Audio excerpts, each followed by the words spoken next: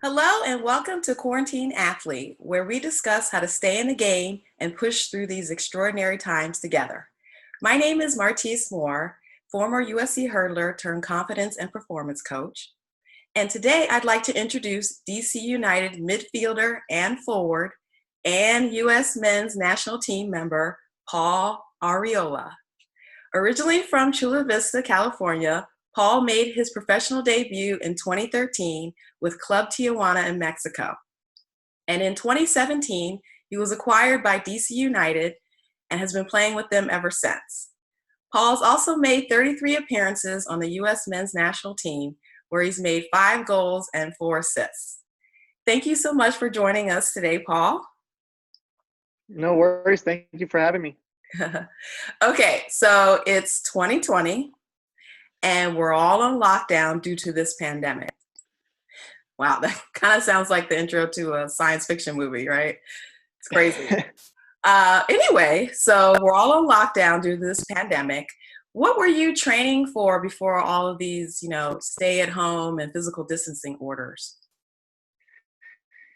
Yeah, before, kind of everything took off, it was actually an interesting time for myself. I recently tore my ACL in my right knee, and I had surgery about a couple weeks before kind of we went into lockdown. Okay. And so luckily for, myself, I was able to get the surgery before, because I know there had been a lot of people that had reached out to me that said, that they had been scheduled to do surgery and they weren't able to do them, and kind of how lucky I was and how I kind of beat the timing of the lockdown.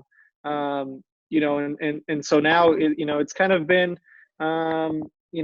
not as bad for me as compared to other athletes, mainly because my process and my rehab is at a slower stage where I'm just walking, I'm just biking now. So it's a little bit different. I know a lot of my teammates have, been struggling to find fields and obviously workout material to be able to do. And they're getting kicked off of fields because the police are coming by and saying that they're not allowed on fields. And, a lot of my teammates are posting videos of running in streets and kind of just trying to do any type of workout really at home. Thankfully, the club, DC United, has sent me some stuff to my home. So I have some dumbbells, I have a bike, I have some bands, and luckily kind of where I'm at in my process of rehab, I'm still kind of able to move along while not really putting myself into any circumstance that could get me ill. Yeah, good. So how did you react when you heard about them canceling all of the sports? I know obviously you were like, well, good thing I got my surgery, but just in general, like, this is kind of unprecedented. So what were your initial thoughts?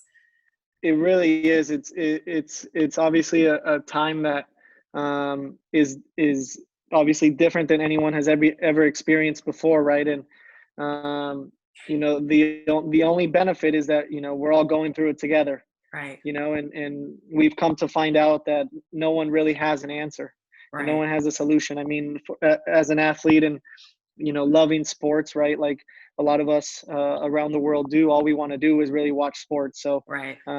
It obviously takes a piece of our heart for the moment, knowing that we really we're watching reruns of games that we know how to finish, and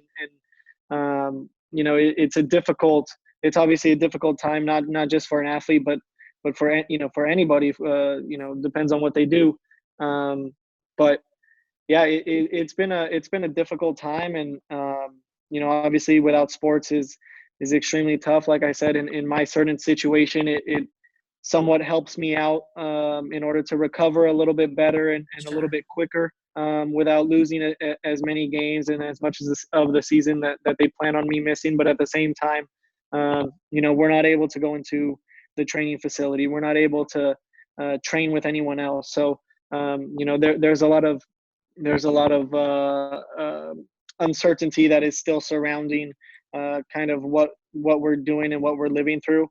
Mm-hmm. But the good news is that everyone is doing it together. It's not just, a certain type of person or a certain type of population. It's everyone that's going together. And I think, around the world, we've really kind of come together in the sense of let's take this serious now and really, take care of what we need to do, because we know what life is like, without the quarantine, and now with the quarantine and being isolated.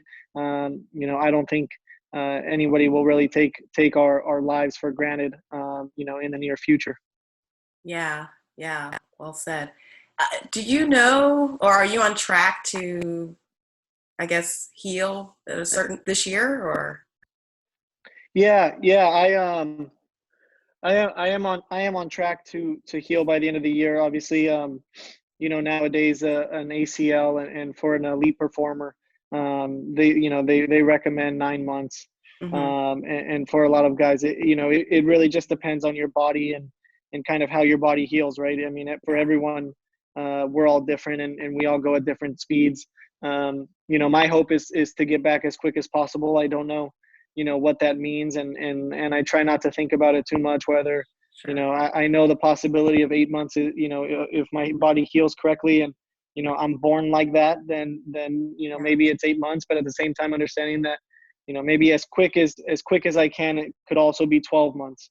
Mm-hmm. So I try not to put too much of a timeline on, just because of the mental aspect and the kind of letdown that you can experience, because I have heard through, the injury that, any big injury, you're going to go through ups and downs, and there's going to be bumps on the road that you don't expect. And, some days are going to be great and other days aren't going to be what you want them to be. So, my mentality right now is kind of just go day by day. I'm healthy. I'm at home. Mm-hmm. I'm able to go to physical therapy, which is one good thing. So I still feel like I'm on track to continue to kind of return on time. Uh-huh. And yeah, I think it's important for me not to really put a specific timeline on. Of course, my goal and as an athlete, you want to get back as quick as you can, but you also want to get back as healthy as you can and Yeah. stronger than before, right? I'm 25 years old. I just turned 25, so I obviously feel like I have many years Mm-hmm. ahead of me, and so yeah. Well, that's great. We hope that you heal as quickly as possible and safely too. So you've never had a major injury like this before, right? No, this is my first major injury. I had a slight stress fracture when I was 15. Uh-huh. I think I was rested for about a couple months. I dealt with plantar fasciitis for a little bit, Uh-huh. but something that required a surgery, and I mean, we're talking months of missing time, and obviously something that can change the course of your career, which is a bit frightening at times. This is my first one, my first real Mm-hmm. injury. Okay, well, can you share with us the types of exercises that you're doing in PT right now to help strengthen your knee? Especially the ones that aren't necessarily your knee, because that's interesting. I think a lot of athletes could benefit from understanding how the body works and how working certain muscles helps the knee, even if you're not actually working the knee. Yeah, right now, um, so obviously previous to my surgery and knowing, that I had torn my ACL, I started to learn a lot more, obviously through our physios on the team and doctors and all those people and people who have gone through it. So mentally, I was pretty prepared for what was to come and kind Uh-huh. of the feelings that I would get. Um, and yeah, I learned, like, I mean, from a muscle standpoint, currently I do a lot of calf work, right? Calf raises is really the main thing that I do Uh-huh. for my calf. Also, I mean, everything is really based on the quad. Mm-hmm. After the surgery where they go in to your knee, it uh, really traumatizes your knee and your leg. Mm-hmm. Just actual surgery itself.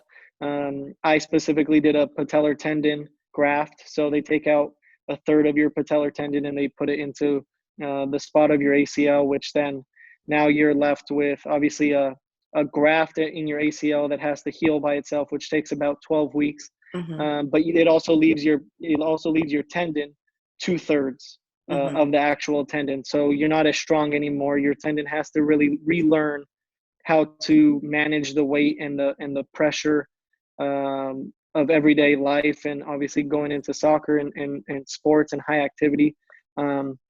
So right now it's really about managing my quad. After surgery, I lost a lot of muscle mass in my quad, and the doctors and physicians, they have all the exact numbers, right? They measure the quad pre-surgery and post-surgery, do a couple strength tests to kind of see where you're at. And it was I'm just one of those guys that lost a lot of muscle mass in my quad. So really the first 2 months of post-surgery has been, how can I get my quad back? And it's actually a very interesting situation, because post-surgery, you cannot fire your quad up.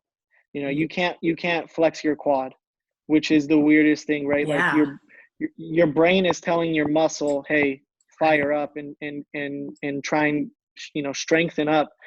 But because of the trauma to the knee, and because of the surgery itself, your quad just does not react. It doesn't know what to do. It's scared. And so that's been a lot of kind of what I'm still doing, right? Like in the beginning, it was leg lifts. A lot of the stuff I do is body weight. And so, yeah, the first step was getting your quad to fire back up. And once it could fire up, you could start walking, right? Because then you have control of your legs and what you do, and you're not going to fall over. So, currently, that was about a month ago, maybe 5 weeks ago. And now I'm on week 9 post-surgery. So a little over 2 months. And, I still do a lot of squats with, I start to do squats with weights, single leg lunges, like I said, calf raises, some wall sits to just try and make sure that you're just activating your quad, and you're trying to, reload your quad slowly, in order to, to get back to full strength. And it's quite a coincidence that they're very good home body workouts. You don't need a lot, to do any of that. So, that's kind of where I still am. I'm sure I'm gonna, the focus, once the actual knee heals, is going to be the strength part of it. So, you have to strengthen all the muscles around the knee so that your knee is not compensated for. So that's kind of where I'm at. And, it's an interesting dynamic. And, I shouldn't say I've had fun going through the process, but, you definitely gain a lot of knowledge onto how the body works, and how important certain muscles are for tendons and ligaments and different things like that. Yeah. Is there any exercise that going forward you're going to do to help prevent injuries that you didn't really focus on before? Yeah, I think, the good news and also the bad news about my injury was, it wasn't my injury. The tearing of my ACL was not due to a lack of strength, which is obviously encouraging, because you don't really blame yourself for it. Thinking about what you could have done better, it was more of a my knee was in a hyperextension spot, and it didn't matter who was in it, that their ACL was going to go, which is also the difficult part to understand. Why me? But I think just being stronger, just being stronger. And I think more importantly than that, I think a lot of athletes are determined to be the best, and to be as best as they can. So for me, I think the challenge is going to be the mental side. Not being scared, and understanding that you still are as strong as you were before, and to be able to kind of be yourself in the sport that you do. Obviously, you've talked about how your training is different now. It's mostly body weight things, and you're being safe and careful. Is there anything positive that has come out of this for you that you feel like, you know, this is actually a good thing. Yeah, as of right now, I think, it's always hard. It's always hard to understand why certain things happen to you in life. Right. Um, and I don't know, I don't know why this happened to me, but Uh-huh. I am a strong believer in that it was meant to happen. Mm-hmm. If in the long run, if I ever, get a chance and something happens where I can look back and say, well, there's a reason why it happened. Uh-huh. Um, but there's also a chance that I'm a very firm believer in everything was meant to happen, Mm-hmm. the way it is. And maybe this propels me to be, an even better athlete than I was previous to it. And maybe it's pushed me to dial in more, into my body, and really push myself to go to the next level. Mm-hmm. But those are some things that, it's going to take time to really understand and see. Sure. And from a mental perspective, I think I'm okay with that. Mm-hmm. I'm okay with that. And obviously right now it's been easier dealing with a ACL injury due to, the pandemic, and where Mm-hmm. we really are as a country without sports. I think it's difficult when, you have sports going on, and you're watching your team play every weekend, and And you can't. and you want to be out there, Yeah. right? Exactly. And so I think that has made this process easier than it would have been so Mm-hmm. far. Um, but at the same time, of course, you really don't wish an injury on anyone. And Right. I'm just kind of taking it, like I said, day by day, and trying to get better, day by day, and eventually I'll get back to playing. Yeah. So do you have any advice? Because you're, like you said, you're like 9 weeks in from surgery. Do you have any advice for athletes right now who are nursing an injury? Yeah, I think, the one good thing is that this is, and everyone tells me this. They say, this was the time to get injured. Yeah. If there was ever a time, if there was ever a right time to get injured, Right. this could be it. I know some of my teammates as well that have strains, or torn muscles, Mm-hmm. um, and different stuff like that. This is a time for them to be able to really lock in, and relax, because I know, it doesn't matter the age, it doesn't matter the gender, it doesn't matter the sport. Mm-hmm. When you're injured, all you want to do is come back, and Yeah. at times what hurts you in the long run is coming back too early, Yeah. and pushing yourself too quickly. And so I think this is a perfect time to really be able to listen to your body, and Mm-hmm. understand that, what's going on is meant to happen, and it's going to give you time to heal, Mm-hmm. and do that. The other thing that has been really good so far, is the diet. The diet, I think, Oh, okay. is, I mean, myself and my girlfriend, we love to eat out. Mm-hmm. And now, we're forced to really cook at home, and Yeah. stay in and really watch what we're eating, Mm-hmm. which I think a lot of people have been doing. And Yeah. for athletes, right? I mean, not even just athletes, anyone, Right. the diet is so important. What you fuel your body with is so Mm-hmm. important, based on energy, and long-term health and success. So that's also another thing that has really helped Mm-hmm. me during this time, and learn how to cook, and what to cook, and why you cook, why you eat what you eat. Uh-huh. um, So in general, and so, you're yeah, eating cleaner. 100%, Oh. 100%, yeah. And to you, what does It's, clean mean to well, you? well well currently, I'm on a keto diet. I'm not Uh-huh. sure if you're familiar with a keto diet. It's Yeah. a low carb intake, really. It's about 25 grams of carbs a day, which is a little bit intense, Mm-hmm. when you actually start to look at what food, has carbs in it. Right. So I know on the national team we do a low carbohydration periodization Mm-hmm. diet, which is just kind of, um, more or less a keto, but not as strict, kind of just Mm-hmm. watching what you do, right? If you're going to have a harder workout, you can intake a little more carb than you usually do. Um, Are you so right keeping now a, we like eat a a lot. journal or? No, we don't. Okay. We actually have a lot of keto books. Oh, okay. Yeah, there's a lady who, her name is Suzanne Ryan. She's an Mm-hmm. author, and she makes a lot of these keto books. Okay. And so we love at home. We love to do the recipes and Oh, kind of nice. follow along what they do. Uh-huh. But yeah, it's a lot of protein. It's a lot of chicken and meat and Mm-hmm. fish, along with a lot of vegetables and kind of homemade sauces. Mm-hmm. Which has been great. But I know a lot of people obviously eating clean is trying to lower the snacks, which is Yeah. perfectly fine. Yeah. Everyone is on a different level. But ultimately, you do what you think is best, but also what makes you happy. Yeah. Okay, so what about the athletes who are healthy and raring to go? Like, do you have any takeaway advice for them?